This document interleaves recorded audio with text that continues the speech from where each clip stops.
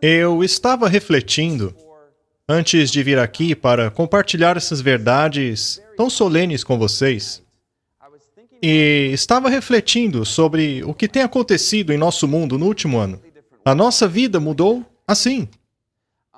E a Bíblia diz que nos últimos dias haveria vários sinais dos tempos. Uma tempestade viria, por assim dizer. Eventos que nem poderíamos imaginar preparariam o caminho para as últimas profecias bíblicas. Há acontecimentos que até pouco tempo atrás diríamos serem impossíveis. E ao longo desta noite, enquanto estudamos a marca da besta, você também estará certo disso. Baseando-se, é claro, na palavra de Deus, falaremos sobre eventos que ainda virão no futuro, mas que já transpareceram lá no passado. Sabe, é mais fácil olhar para o passado quando estudamos as profecias, pois conseguimos ver todos os fatos alinhados. Mas quando olhamos para o futuro, olhamos pela fé.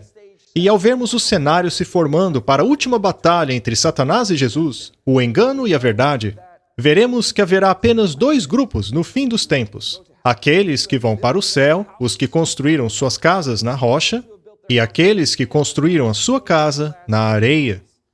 Quando a grande tempestade chegar, cada um de nós verá onde construímos nossa casa. A Bíblia fala sobre esses dois grupos em termos diferentes. Ela fala das ovelhas e dos bodes, salvos e perdidos. Já o livro de Apocalipse os chama de selados e marcados. Hoje estudaremos a marca da besta, parte 2. E eu gostaria de começar lendo um texto de Apocalipse, que já vimos anteriormente.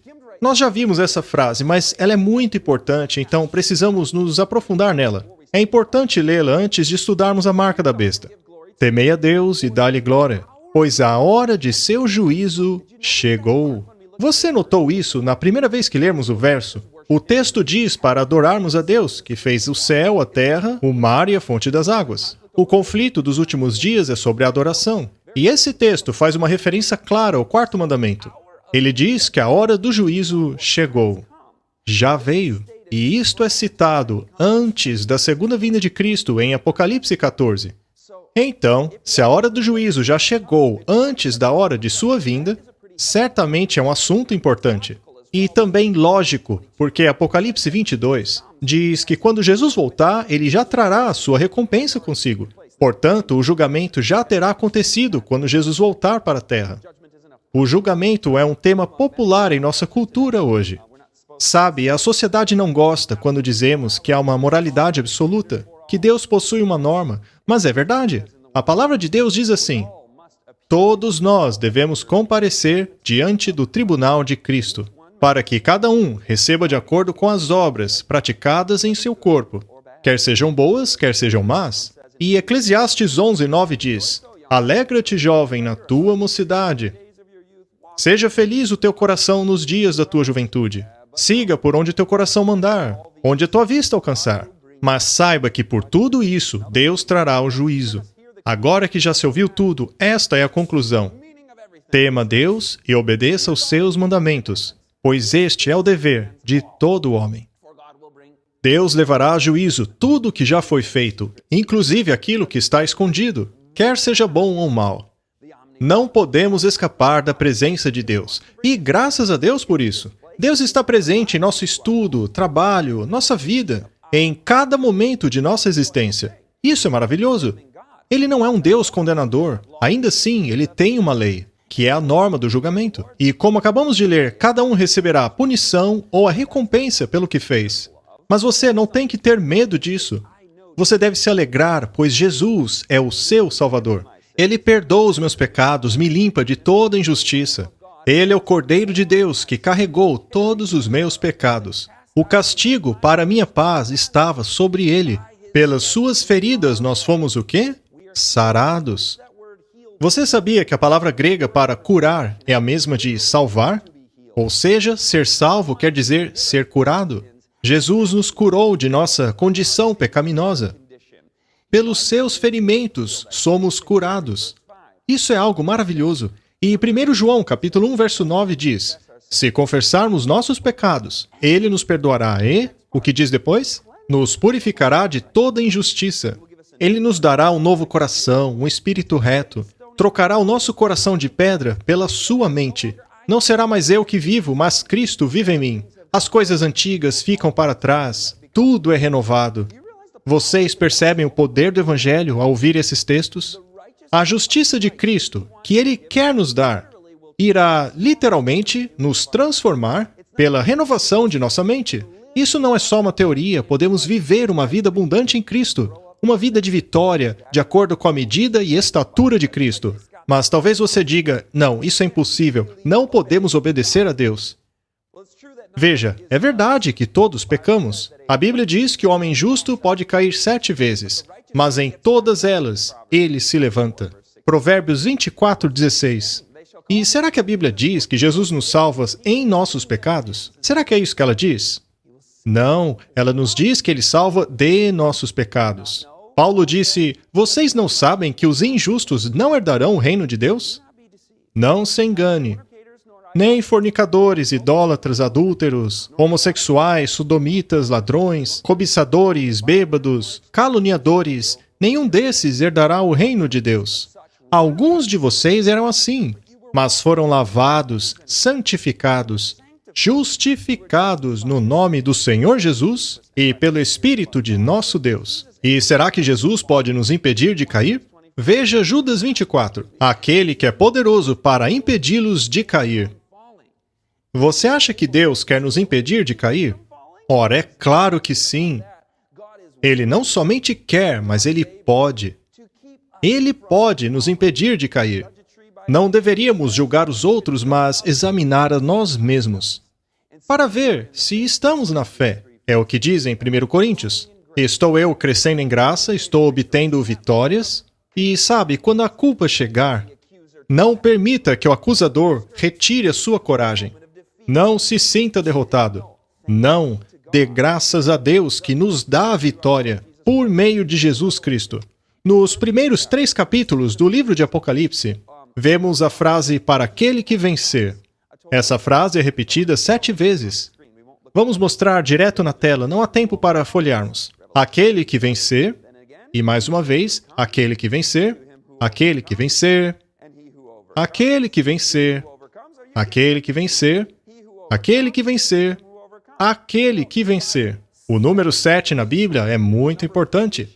Deus deseja completar a sua obra em nós. Ele quer que, assim como o trigo, amadureçamos. E talvez você diga, não, eu não consigo. Amém?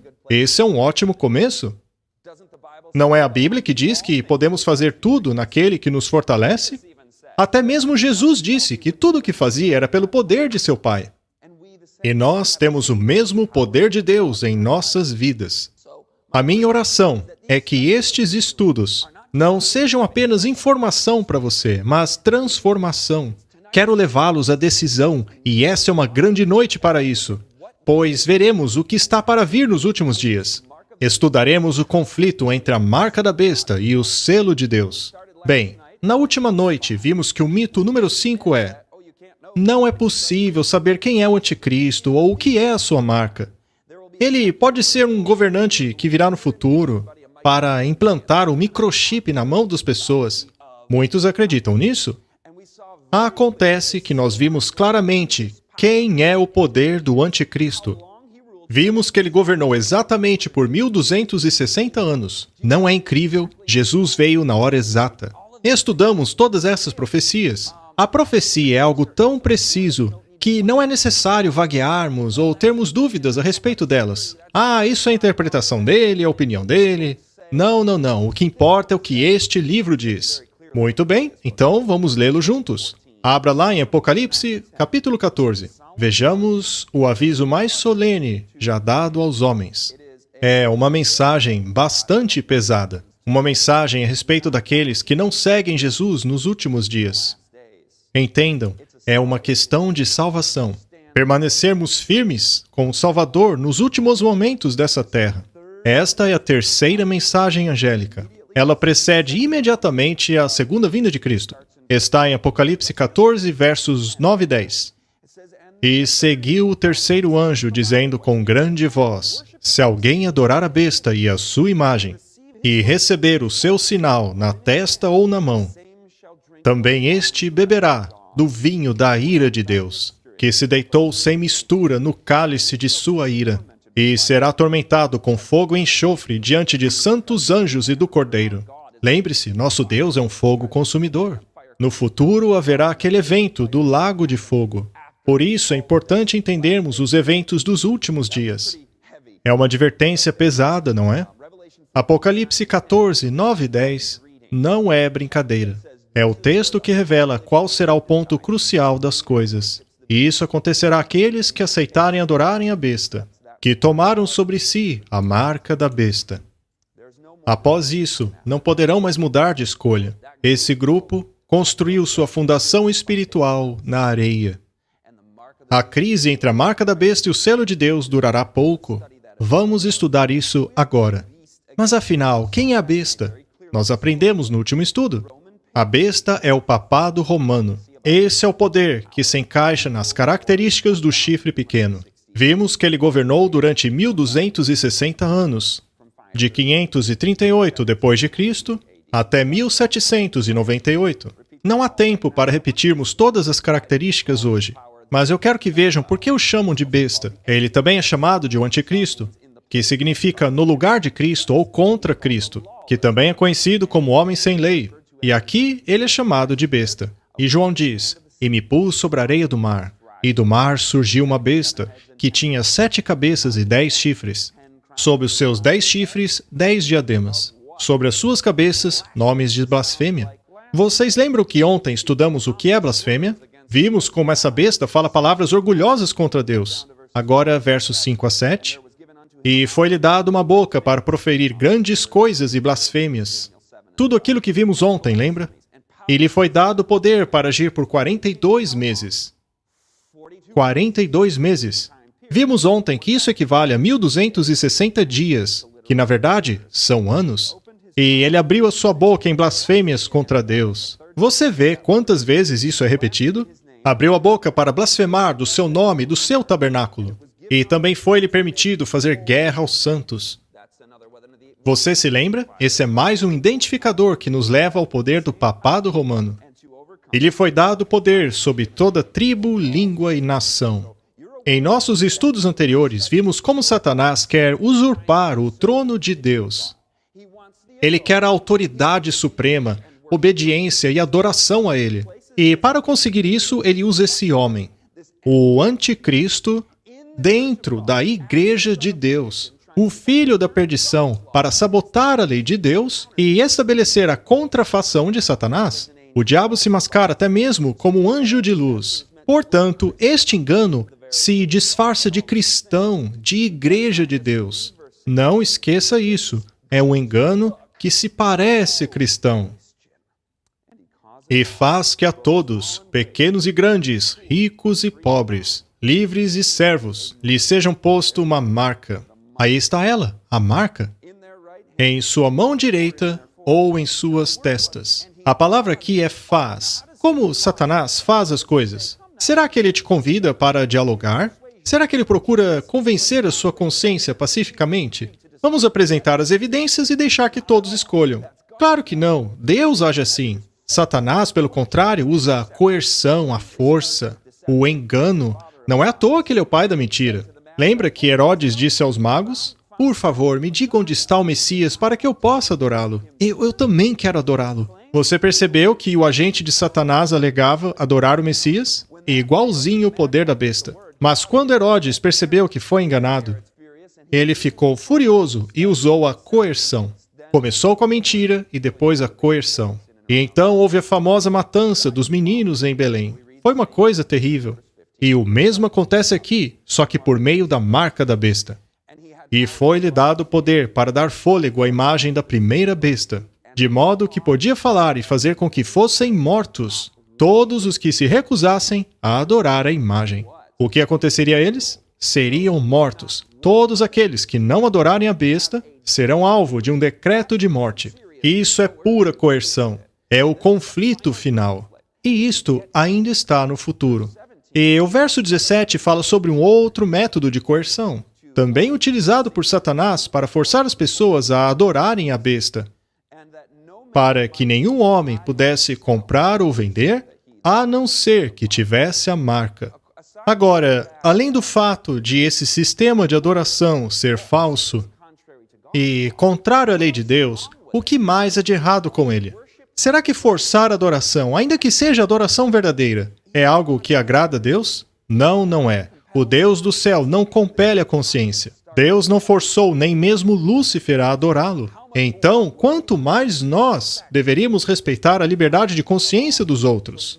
Algumas pessoas no passado pensavam que, por terem a verdade, poderiam forçar os outros a adorarem o que é correto. E assim uniram-se ao poder do Estado, do rei, dos juízes, e a igreja foi unida ao Estado, que deu início à perseguição. Talvez você ache que isso só aconteceu no passado, mas pelo texto sabemos que acontecerá novamente. Então nunca caia nessa armadilha da coerção e da força. E digo mais, quando ver isso acontecendo dentro da igreja de Deus, ainda que seja dito por um anjo de luz, tome cuidado, pois a propaganda feita por essa coerção será muito convincente. Você é capaz de imaginar o que será dito a respeito daqueles que se recusam a terem a marca da besta? Esse pessoal é um perigo para a sociedade. Eles são pessoas de ódio, fazem discurso de ódio. Eles são contra que todos nos unamos. Vamos nos unir, é bom para a sociedade, para o ambiente. Vamos devolver a América para Deus. Ou seja lá o que for. Independente do que seja, será muito convincente. E se isso não funcionar, virá então a coerção. Muito bem, vamos deixar algumas coisas claras sobre a marca da besta. Quantos aqui acham que 666 é a marca da besta? Sabe, quando criança, eu era vizinho de uma casa cujo número era 666. E eu ficava apavorado com aquela casa, pois era o número da besta. Mas vamos ver o que a Bíblia diz. Aqui está a sabedoria. Aquele que tem entendimento, calcule o número da besta. Porque é o número de um homem, e o seu número é 666. Vocês viram que isso não é a marca da besta, é o número da besta. E lembre, a besta é o papado romano. Mas será que há algum número de homem associado ao papado romano? Será que há algo do tipo em algum lugar? Bom, ao longo da história, alguns títulos blasfemos foram atrelados ao Papa. Você pode ver aí na tela um desses títulos. Ele está em latim. Vicarius Filii Dei, o vigário do Filho de Deus, que em outras palavras é aquele que fica em lugar do Filho de Deus, no lugar de Cristo. E também já estudamos o que isso quer dizer. Bem, o latim é a língua oficial da Igreja Romana, e nessa língua, cada letra corresponde a um número. Façamos um cálculo para ver o que acontece. Temos aí a primeira palavra, vicarius, cujos números somados dá 112, Filii dá 53 e Dei 501. Você já somou tudo? Qual é o resultado? 666. Você já sabia que ia dar isso, não? Mas talvez você não esteja muito convencido sobre essa interpretação. Mas a questão é que a associação do papado à besta não depende somente dessa associação. Pois ao levarmos em consideração todos os outros 10 indicadores, fica claro que a besta é o papado. Sem mencionar que esse título aí é extremamente blasfemo. Muito bem, o que mais vemos em Apocalipse 13 sobre a marca da besta? Vimos que a adoração à besta será por meio da marca da besta. E vale salientar que a aceitação dessa marca será obrigatória. E aqueles que se recusarem a aceitar a besta, ao aceitarem a sua marca, serão punidos através de 2 mecanismos, 2 dispositivos de coerção. Eles não poderão comercializar e terão a sua morte decretada. Agora vamos analisar esses 2 dispositivos por algum momento. A história é cheia de governantes que colocaram em prática execuções em massa. Já houve genocídios, guilhotina, fogueiras. Bom, não sabemos como ocorrerá, mas sabemos que haverá um decreto de morte. O que desconhecemos é o método em que isso será aplicado. Pode ser uma bala no meio da testa? Desculpa, eu não quero ser pesado aqui, mas vocês vão entender por que usei esse exemplo. É só para esclarecer o que a marca da besta não é. Tudo bem, mas e em relação ao dispositivo de impedir as pessoas de comprarem ou venderem? Alguns serão proibidos de comprar ou vender. E não é difícil imaginar esse cenário, dada a sociedade super high-tech em que vivemos. Hoje em dia, praticamente não usamos mais dinheiro, não é? É possível, através dos mecanismos atuais, muito facilmente impedir alguém de fazer uma compra. Mas como isso exatamente ocorrerá, ainda não sabemos. O que temos certeza é que surgirá um método para tal, que impedirá as pessoas de comprarem e venderem. Sabemos que hoje em dia existem microchips que realmente podem impedir alguém de fazer isso. Mas aproveitando o ensejo, eu quero deixar uma coisa bem clara aqui. João diz que a besta terá uma marca. Aqueles que não adorarem a besta por não aceitarem sua marca, não poderão comprar e vender e serão alvos de um decreto de morte. Agora, a bala na testa seria a marca da besta? E o código de barra? E o microchip na mão da pessoa? Também não. Estes são apenas métodos de coerção para forçarem as pessoas a aceitarem a marca. A marca da besta é algo totalmente diferente do que um chip ou um código de barras. Darei um exemplo a vocês que deixará bem claro esta questão. Vocês já viram esse chip no cartão de crédito? Com certeza. Muito bem, quando eu tiro esse cartão para pagar algo, eu tenho o chip bem na minha mão. Algumas pessoas, com uma visão mais fanática da coisa, diriam: "Oh não, eu tenho a marca da besta em minha mão, e agora?" Porém não vamos chegar tão longe assim, ok? Afinal, você acha que um idoso que passa a usar esse chip para facilitar sua vida perderia a alma por causa disso? Eu acho que não. Pare para pensar. A crise entre a marca da besta e o selo de Deus nada mais é do que o clímax do conflito sobre a autoridade de Deus. A autoridade que Satanás sempre quis, para assim receber a obediência dos habitantes da terra. A marca simplesmente mostra quem está perdido e quem está salvo. É algo que demonstra nosso comprometimento espiritual. Revela quem está disposto a seguir Jesus até o fim. Ela responde à pergunta feita em Apocalipse sobre quem adoraremos, a quem obedeceremos. Estas são as questões em jogo.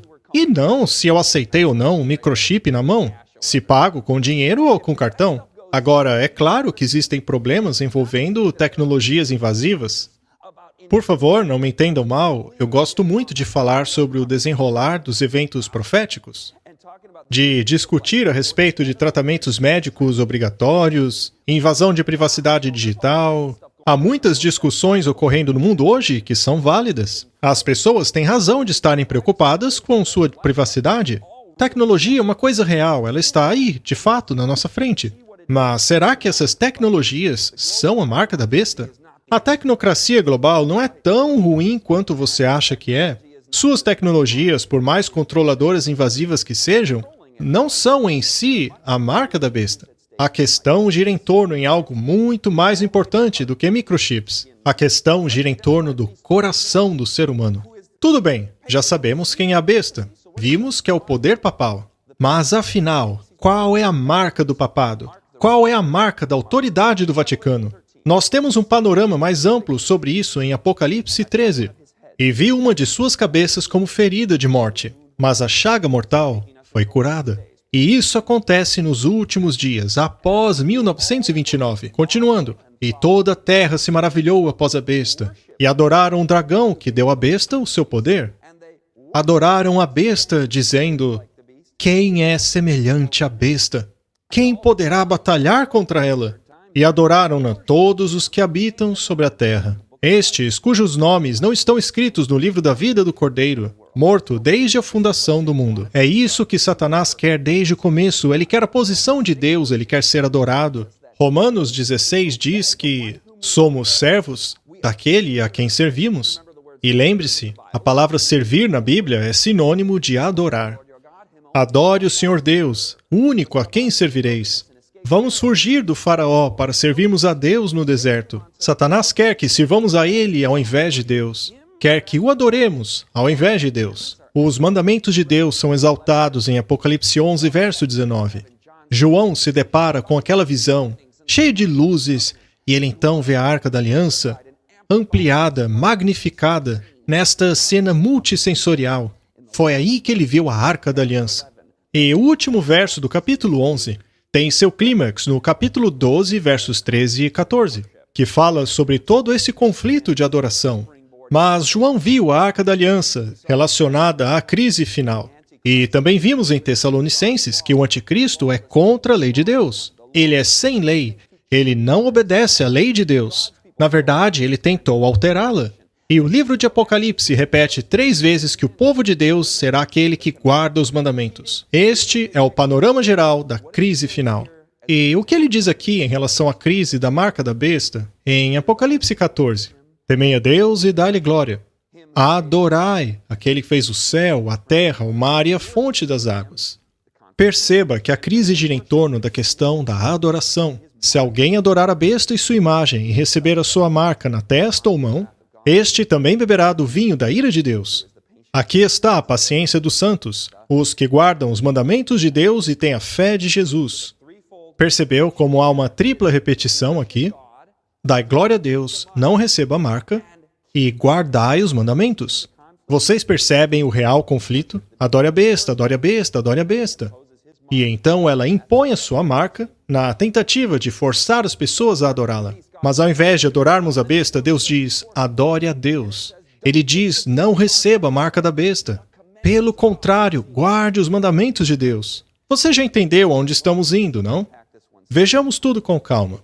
A maneira mais fácil de identificar a marca da besta é, em primeiro lugar, ver o que é o selo de Deus. Satanás é uma contrafação de Deus. Ele é um usurpador. Ele quer estar no lugar de Cristo. Então, se identificarmos o que é o selo de Deus, diremos, aham, já que isso também deixará claro o que é a marca da besta. Comecemos então com o selo. Vá para Apocalipse 7. É ali que é feita a menção sobre o selo de Deus. O selo que será colocado no povo de Deus nos últimos dias. Leiamos a partir do verso 1. Depois dessas coisas, vi 4 anjos, nos 4 cantos da terra, segurando os 4 ventos da terra, para que nenhum vento soprasse sobre a terra, mar ou árvore alguma. Ou seja, os conflitos estão sendo detidos. É claro que vemos alguns ventos soprando por aí, mas a tempestade final será muito pior. Então vi outro anjo subir do lado do sol nascente, que continha o selo de Deus em suas mãos. Estou lendo o capítulo 7, verso 2. E ele clamou com grande voz aos 4 anjos, aos quais havia sido dado o poder de ferir a terra e o mar. E disse, não danifiqueis a terra, nem o mar, nem as árvores, até que hajamos assinalado em suas testas os servos do nosso Deus. Este é o clímax. Os eventos finais estão prestes a ser liberados. Mas algo precisa acontecer antes. Aqueles que amam Jesus precisam ser selados. Isso antes que os ventos de angústia sejam liberados. E em que lugar eles são selados? Em suas testas. Coincidentemente, a marca da besta também é colocada na mão e na testa. Será então que o selo de Deus é um microchip santo? Ora, é claro que não. Esqueçamos essa história de microchips. Deuteronômio 6 deixa bem claro o que é que vai em nossa mente. Atrás da testa está o lóbulo frontal. Ame o Senhor teu Deus de todo o teu coração, alma e força. Vamos lá para Deuteronômio 6 e veremos logo após os 10 mandamentos, lá no capítulo 5, que Deus diz algo muito profundo. É um texto fundamental. Vamos lê-lo. Estes são os mandamentos, estatutos e juízos que o Senhor vosso Deus ordenou ensinar-vos, para que cumprisseis na terra que passais a possuir. Estes são os 10 mandamentos para vocês seguirem, para que temas o Senhor teu Deus e guarde todos os estatutos e mandamentos que te ordeno. Tu, o teu filho, o filho de teu filho, por todos os dias de tua vida, para que os seus dias sejam prolongados. Ouve, pois, Israel, e atenta para o guardardes, para que o bem te suceda e muito te multipliques. Como disse o Senhor Deus aos vossos pais na terra que mana leite e mel. Ouve, ó Israel, o Senhor vosso Deus é único Senhor. Amarás, pois, o Senhor teu Deus de todo o teu coração, de toda a tua alma e todas as tuas forças. Veja que por trás dos mandamentos está o amor de Deus. Se me amais, guarde meus mandamentos. Estas palavras que hoje te ordeno estarão no teu coração, e as ensinará aos teus filhos. Delas falarás assentado em sua casa, andando pelo caminho, deitando-te e levantando-te. Mas agora vem a parte que eu queria chegar. Prestem bem atenção, vocês vão entender. E também as atarás por sinal em tua mão, e te serão por frontais entre os teus olhos. O que é que precisa estar na nossa testa? Os mandamentos, que foram mencionados bem no capítulo 5. Acabaram de ser listados no capítulo anterior. Eu lerei novamente o verso 1 e 8 do capítulo 6. Estes são os mandamentos que o Senhor deu a vocês. Verso 8. Ate-os como sinal na sua mão e te serão por frontais em teus olhos. Nós sabemos o que a testa ou a mente representa. Representa os pensamentos, convicções, nosso comprometimento com Jesus. Mas a mão, o que representa? A mão representa a ação. Nossas atitudes, nossas ações. A mão obedece à convicção. É por isso que o selo de Deus é posto bem aqui. A mão apenas obedece à convicção. Deus está enfatizando os dois. Afinal, a fé sem obras é morta. Agora vamos descobrir o que exatamente é o selo. Bem, você já sabe que a lei de Deus está sendo implantada no coração e mente de seu povo nos últimos dias. Por Hebreus 8, sabemos que essa é a promessa da nova aliança. O cristão deve ter a lei de Deus escrita em seu coração, em sua mente. Tá, mas o que é um selo?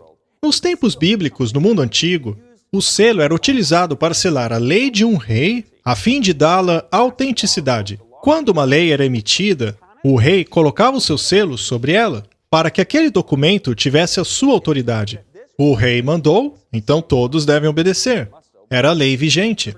Lembra-se do rei Acabe. Sua mulher, Jezabel, criou uma lei fraudulenta. Ela disse, você quer a vinha do seu vizinho? Então escreva uma lei dizendo que a vinha é sua. Depois é só colocar o seu selo nela. Eu sei que este é um mau exemplo, mas é uma história que mostra muito bem essa questão do selo.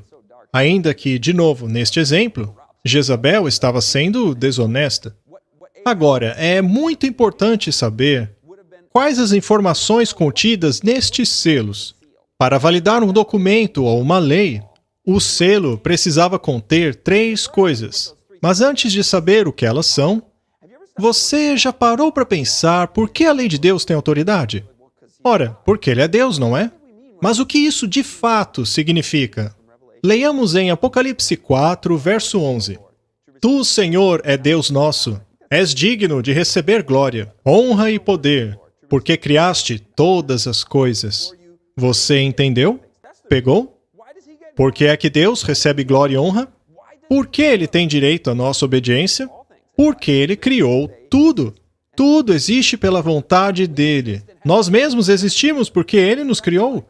É por isso que Deus tem o direito de receber toda a nossa vida, nossa obediência à sua vontade. Somos os seus servos. Portanto, lembre-se disso. A autoridade de Deus deriva do fato dele ser o Criador. Portanto, o selo que valida a lei de Deus provavelmente contém essa informação. Agora sim, vejamos quais são os 3 elementos que precisam constar num selo.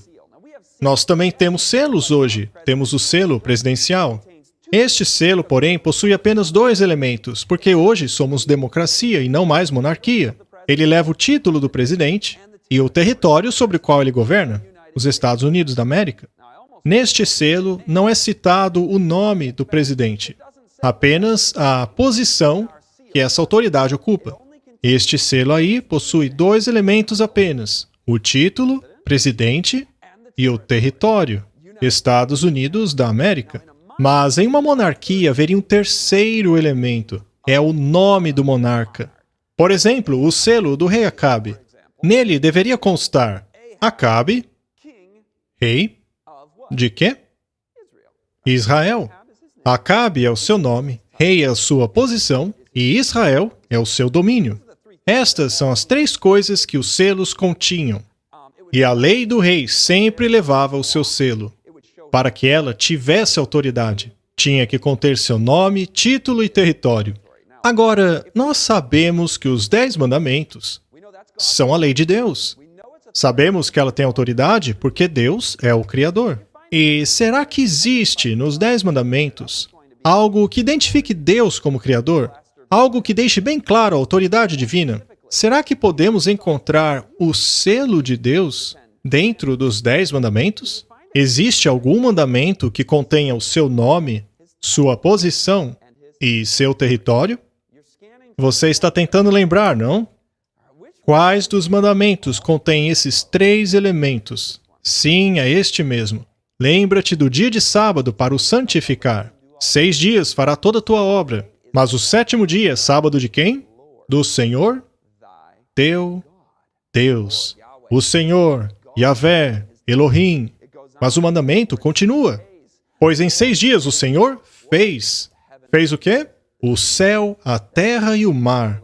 Tudo aquilo que João menciona em Apocalipse 14. O seu território é tudo. Tudo que há no céu, na terra e no mar. O universo é dele. Nome, título e território. Sabe, isso até me arrepia. É algo poderoso. Toda a lei dos 10 mandamentos deve estar em nossa mente. Mas, especificamente, o 4º mandamento, o mandamento do sábado, contém o selo de Deus. Satanás quer fazer-nos tropeçar justamente nesse ponto. Se tropeçamos em apenas um ponto da lei, como diz lá em Tiago, somos culpados de quebrá-la toda. É por isso que ele ataca especialmente este mandamento do sábado. E é justamente isso que será colocado nas testas dos crentes, para prepará-los para o último conflito entre a autoridade de Deus e de Satanás. Ezequiel 20, verso 20 diz: santificai os meus sábados, para servirem de sinal entre mim e vós, para que saibais que eu sou o Senhor vosso Deus. É uma expressão de nossa fé quando dizemos: do pôr do sol da sexta ao pôr do sol do sábado, vou observar este santo dia. Mas muitos dirão: por que você faz isso? Que coisa estranha! Isso é bizarro. Mas veja, contando que você não esteja realmente fazendo algo estranho, o cristão correto, que é chamado de estranho, é, na verdade, uma coisa boa. A Bíblia diz que somos um povo peculiar. Aliás, o que é fé? Fé é crer na palavra de Deus. É esperar que a palavra de Deus cumpra aquilo que prometeu fazer. A Bíblia diz que se chamarmos o sábado de deleitoso, se chamarmos o dia do Senhor de honrado, o próprio Deus será honrado. O livro de Salmos diz que feliz é o homem que se deleita na lei do Senhor. É como uma árvore plantada à beira de um rio. O sábado é, de fato, o último sinal da salvação apenas pela fé. Mas o que teria a ver o sábado com a salvação pela fé? Alguém pode dizer: ah, você está tentando conquistar o céu com suas próprias obras. Você quer obedecer à lei de Deus para ser salvo pelas obras? Mas sabe de uma coisa? É interessante que as pessoas nunca fazem essa acusação contra aqueles que estão tentando não roubar, não mentir, não adulterar, não adorar ídolos, qualquer outro mandamento. Ninguém é chamado de legalista por tentar obedecer qualquer um dos outros 9 mandamentos. A verdade é que o sábado incomoda as pessoas. Mas será que deixaremos Jesus por causa disso? Para quem iremos? Jesus tem as palavras da vida eterna. Quando Deus diz, lembra-te do dia de sábado, Ele está, na verdade, nos convidando a começarmos um relacionamento profundo com Ele. Uma experiência íntima. É um relacionamento de obediência. Quando digo sim a Deus como um ato de fé, mesmo sem conseguir entender toda a santidade do 7º dia, do pôr do sol de sexta ao pôr do sol de sábado, ainda assim eu vejo a criação, eu vejo o céu, eu vejo muitas coisas. Mas com o sábado é diferente, eu não consigo tocá-lo, cheirá-lo, vê-lo. Nós o guardamos apenas pela fé, porque Deus o estabeleceu. Foi Deus quem o determinou. E isso aconteceu no Éden, na criação. O sábado é tão parte da realidade quanto as demais coisas que foram criadas. Se Deus diz que aquelas 24 horas são sagradas, quem sou eu para questioná-lo? Basta ler a Bíblia para ver que esse dia nunca foi dessantificado. Muito pelo contrário, o sábado permanece santo, desde a semana da criação. Na verdade, ele continuará a ser santo na nova terra. É o que diz Isaías 66. E quando paro para pensar na implicação disso nos últimos dias, quero ter certeza de que estou caminhando em meu relacionamento com Jesus, caminhando pela fé. Agora, por outro lado, se eu conheço a vontade de Deus para a minha vida, e ainda assim escolher uma outra direção, e achar o mandamento do sábado uma coisa estranha e esquisita, neste caso, o que você está dizendo a Deus é que você não confia nos métodos dele. Você quer agradá-lo e honrá-lo do seu jeito, não do jeito dele. Isso sim é salvação pelas obras. Você quer se salvar do seu jeito. Quem aqui já se perguntou se precisa obedecer a Deus para ser salvo? Todo mundo, não? Quando me convenço de algo em minha vida e sei que aquilo é plano de Deus para mim, como seus mandamentos, por exemplo, se me pego fazendo essa pergunta, será que preciso mesmo obedecer a Deus? Eu preciso rever meus conceitos. Se Deus nos ama de todo o coração, eu preciso amá-lo de todo o meu coração. Jesus morreu para me salvar. Eu preciso me convencer de que quero recebê-lo. É bom fazermos uma autorreflexão. Olhar para trás, quando tudo começou. Quando eu tinha aquela idade, foi quando eu aceitei meu Jesus. Recebi o Evangelho. Aceitei Jesus como Senhor. Glória a Deus. Não se desvie disso. Volte a aceitá-lo como Salvador e Senhor. Não posso achar que Deus está atrapalhando a minha vida. A mão direita dele está repleta de bênçãos. Ele não segura nada de nós. Ele sabe muito bem como satisfazer os desejos de cada criatura. Ele quer o nosso bem. Então pare de achar que obedecer a Deus é uma obrigação. Não é algo que tira a alegria da sua vida. Pelo contrário, ela acrescenta. Confie em Deus e diga sim a isso. Peça ajuda a Ele, peça que o converta. Se você se pegar dizendo, será que preciso mesmo obedecer? É sinal que você precisa ser reconvertido. Precisa de uma reentrega. A Bíblia deixa claro que as obras não nos salvam. Agora, é possível sabermos como anda a nossa saúde espiritual, se realmente vivemos uma vida de salvação através das perguntas que fazemos? Pela minha disposição de dizer sim aos ensinamentos difíceis. E a Bíblia ensina que o selo de Deus está bem ali, no 4º mandamento. Deus tem o selo, a besta tem a marca. Deus tem o selo para sustentar sua autoridade, ser adorado, e o papado também tem uma marca que sustenta sua autoridade. Sabendo disso, é muito fácil identificar a marca da besta. Já sabemos que a marca da besta é uma contrafação do selo de Deus. Deus tem o selo para sustentar sua autoridade em nossas mentes. A marca da besta também é na mente e na mão. Sabe, eu vou deixar que a própria Igreja Católica diga a você qual é a marca de sua autoridade. Veja o que ela mesma diz. É claro que a Igreja alega que a mudança do sábado foi seu ato. Esse ato de transferir a santidade do sábado para o domingo é uma marca. A marca de seu poder eclesiástico, de sua autoridade em coisas religiosas. Você viu a terminologia que ele usou? O mandamento do sábado contém o selo de Deus. Já a santidade do domingo é a contrafação disso. É a marca da autoridade da besta. Não é incrível que algo tão simples está bem na cara? Não é nada complicado, não é um aparato tecnológico. Não, na verdade é simples assim.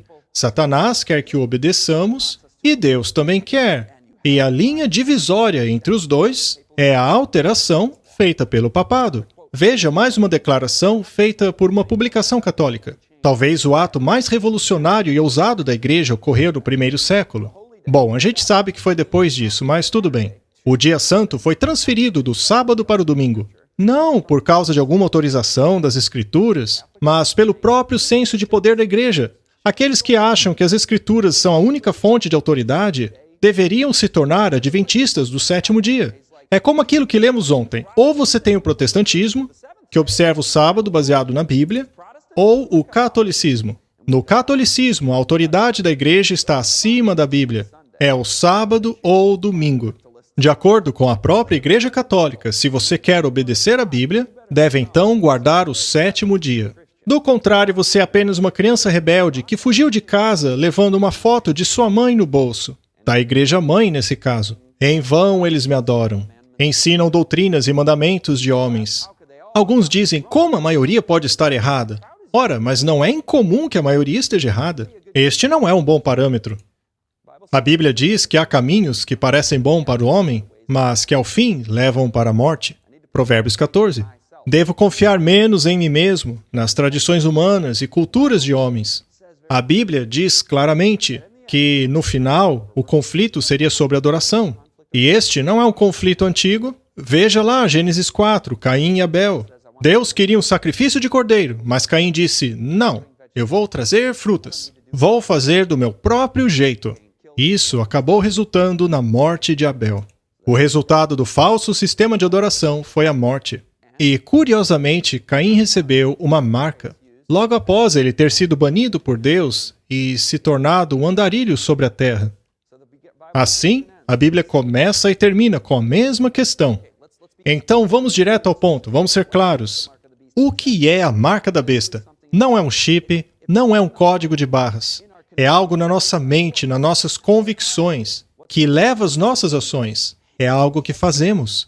E se nós aceitarmos uma mudança na lei de Deus, seja por você aceitar a autoridade do Papa sobre a Bíblia, ou então por puro conformismo, apenas porque a maioria está fazendo, seja qual for o caso, se aceitarmos este engano em nossa mente, em nossa convicção, e realmente crermos nisso, seja por acreditar na autoridade do Papa, ou por querer escapar de perseguições, então, neste caso, essa pessoa recebeu a marca da besta. Ela trocou a autoridade de Deus pela autoridade do Papa. Trocou a lei de Deus pela lei do Papa. Mas será que as pessoas têm a marca da besta hoje? Não, não é assim. Ainda não. Pode ser que hoje alguém esteja vivendo em rebelião aberta contra esse mandamento. E, de fato, é muito perigoso viver em rebelião contra a vontade de Deus. Mas, ainda assim, a marca da besta em si é descrita em Apocalipse 13 dentro de um contexto de perseguição. Proibição de compra e venda, decreto de morte, mas até essa perseguição, não podemos afirmar que a marca da besta foi recebida por alguém. O que, é claro, não quer dizer que esse assunto não seja importante agora, pois Deus está falando agora mesmo a nós, dizendo, se você me ama, guarde os meus mandamentos. Não por obrigação, não por causa de pura racionalidade, no qual guardamos o sábado sem gostar dele. Veja, não é isso que Deus quer. Ele não quer a lei de Deus apenas em sua mão, Ele quer em seu coração. Coração, alma e mente. O último aviso está sendo dado agora mesmo. Adorai aquele que fez o céu, a terra e o mar. Não aceite a marca da besta. Guarde os mandamentos. Lembre-se das 3 mensagens angélicas de Apocalipse 14, que precedem a segunda vinda de Cristo. No fim daquele capítulo, a seara está madura. Haverá apenas 2 lados. Ou os habitantes da terra adorarão a besta, ou adorarão aquele que fez o céu, a terra e o mar. Mas essa questão é muito mais do que apenas ir na igreja em um dia. É uma questão de fidelidade, de lealdade a Deus. O dia de adoração é crítico, é essencial. Não podemos deixar de nos congregar. Mas você pode guardar o dia correto e ainda assim ser um mundano. Para o que a minha fidelidade e lealdade está apontando? Estaria apontando apenas para a igreja do bairro em que eu nasci?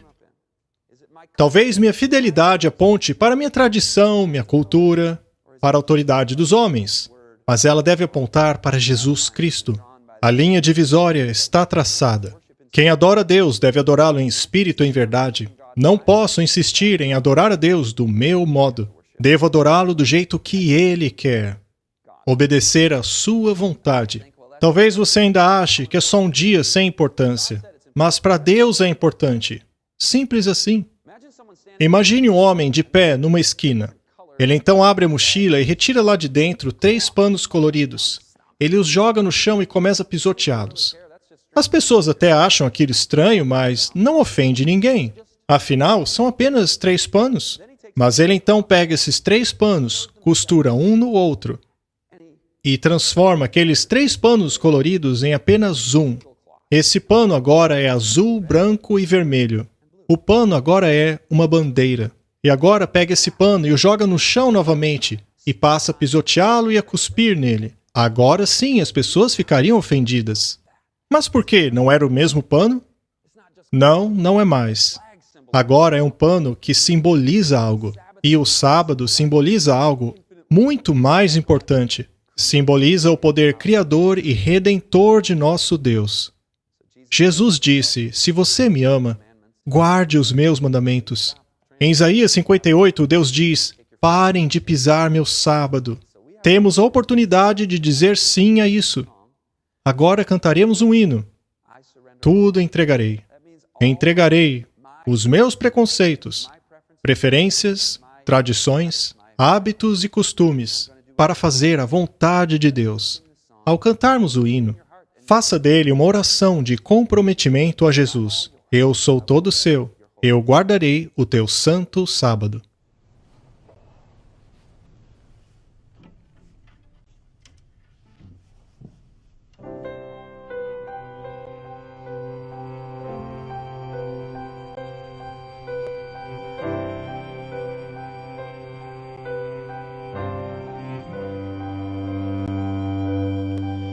My blessed Savior, I surrender all.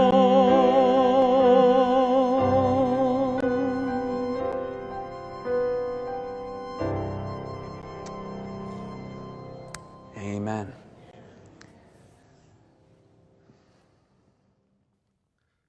Eu gostaria de colocar algumas palavras na tela. Eu sei que o que você ouviu hoje parece impossível. Mas se eu tivesse mais tempo, eu mostraria a você coisas que estão acontecendo no mundo hoje mesmo, que certamente nos levarão à obrigatoriedade da observância do domingo papal. Infelizmente, eu não tenho esse tempo. Mas você já escutou aquele hino chamado Vá à fonte de toda bênção? É um dos melhores hinos já escritos. Uma de suas estrofes diz assim: que grande devedor eu sou!